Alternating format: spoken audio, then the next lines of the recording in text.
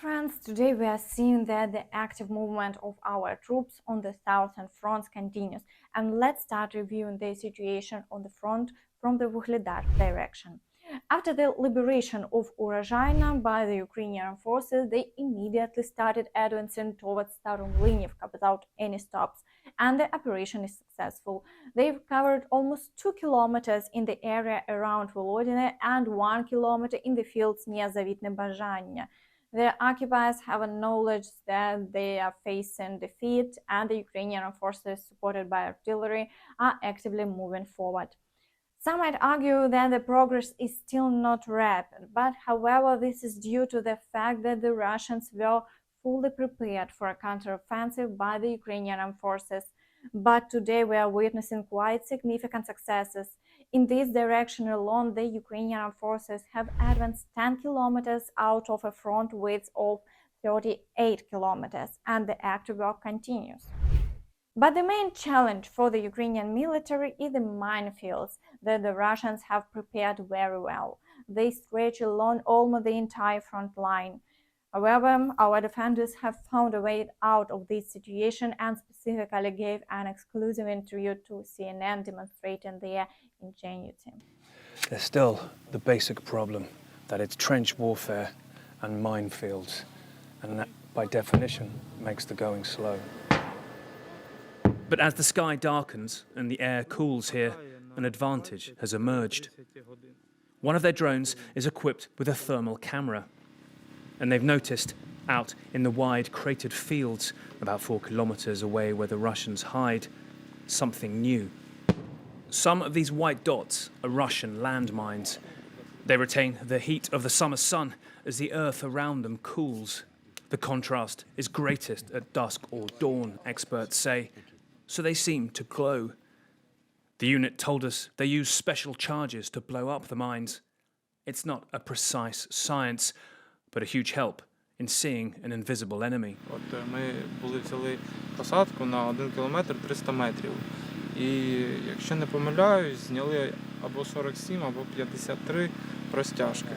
А розтяжки не з одної гранати, а ми називаємо це букет, де на одній гранаті ще декілька гранат.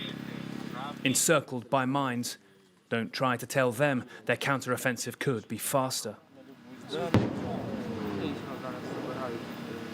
Знаете, таких моментов довольно много. Каждый день, когда выезжаешь куда-то на работу, каждый раз ты переступаешь вот этот порог страха, и тебе нужно что-то вот. Потому что кто кроме тебя это сделает? Никого. Если кого-то вместо тебя пошлют, и с ним потом что-то случится, ты себе этого не простишь. There's little time to reflect, though. Guys, run. Come, go. As a Russian helicopter is spotted coming right at them, we take cover for it to pass. This is the kind of threat they endure every day, when just one piece of information can send them running for cover. And before we continue with the frontline update, please give me a like, subscribe to the channel, and hit the notification bell to stay updated on all the latest news. And in the Zaporizhia direction, the occupiers are also facing defeat. They can dislodge the Ukrainian forces from Robotyne, although they are not allowing them to consolidate either. They are attempting shelling and tactical battles are ongoing. Additionally, the Ukrainian forces are actively continuing to eliminate the occupiers behind the lines. Yesterday evening, there were reports of strike on the port of Berdyansk. Details are not available yet. And according to the Ukrainian Ministry of Defense, the enemy launched a missile strike on one of the city's districts as well. The scale of destruction and the number of casualties are still being clarified. And in the direction of Kherson, the occupiers continue relentless challenge. This is the only action they can take in response to the advancement of our forces on the left bank. Their initiative is with the Ukrainian forces here, so we are waiting movements along the front line, but for now the situation remains unchanged. And meanwhile, in the Black Sea, Russia has decided to calm Turkey. The situation has escalated to the point where they are boarding civilian vessels and conducting interrogations with weapons in hand. So Turkey has sent an official warning to Moscow to prevent an escalation of tensions in the Black Sea. And this was prompted by an incident in which Russian military personnel boarded a civilian ship en route to Ukraine. and now we are waiting to see how events will unfold. And in the Avdiivka direction, the occupiers continue to shell the entire near front territory and carry out offensive actions on the outskirts of Avdiivka. However, success is on the side of the Ukrainian forces, and we can see the tall attacks by occupiers are unsuccessful and the front line remains unchanged. And moving south to Marinka, the occupiers are experiencing a complete failure. They have been struggling for a long time to fully control any street, and even if they manage to make advances, the Ukrainian forces still manage to push them out of their positions. Thus, the front line remains unchanged here. And in the Bakhmut direction, unfortunately, the Ukrainian forces have temporarily suspended active advances due to the fact that the Russians have deployed a significant number of reserves and are attempting to advance in the area of Bogdanivka, trying to hinder our units from encircling Bakhmut.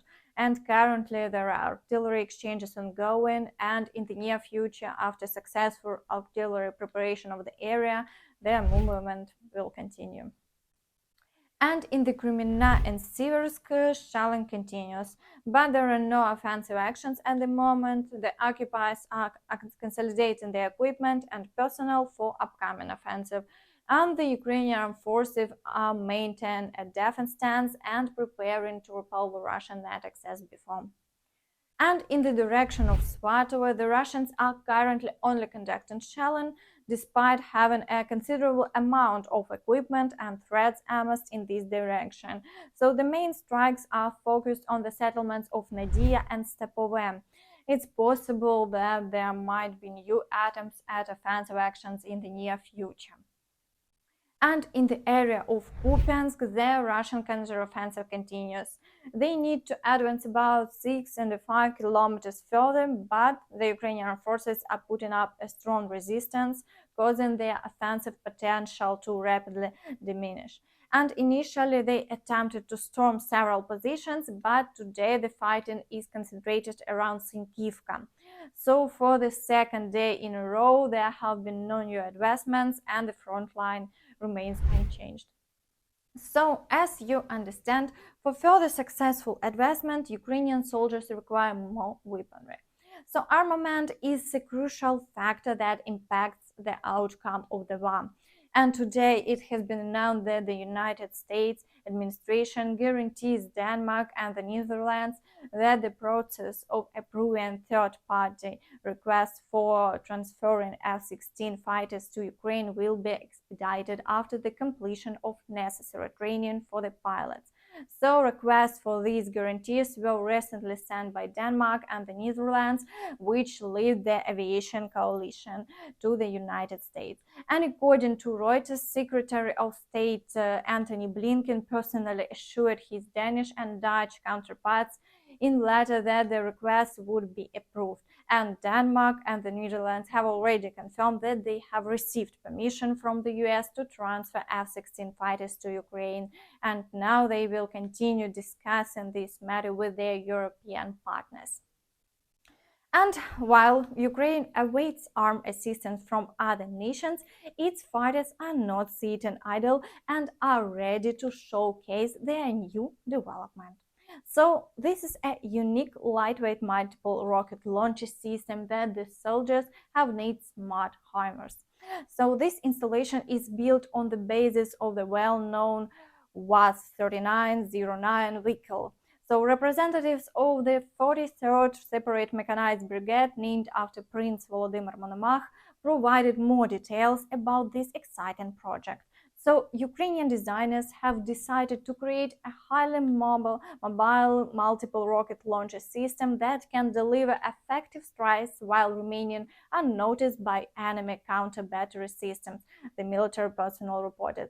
And according to the Ukrainian armed forces, their homemade mobile multiple rocket launcher system is maneuverable, has good cross-country capability, and is much quieter than the conventional Grad systems. So the soldiers have praised its ease of use, noting that it can be deployed for combat in a matter of minutes. So the choice of the name Smart HIMARS reflects their emphasis on mobility and high accuracy. And that's all for now. Thank you for watching and see you next time. Bye bye.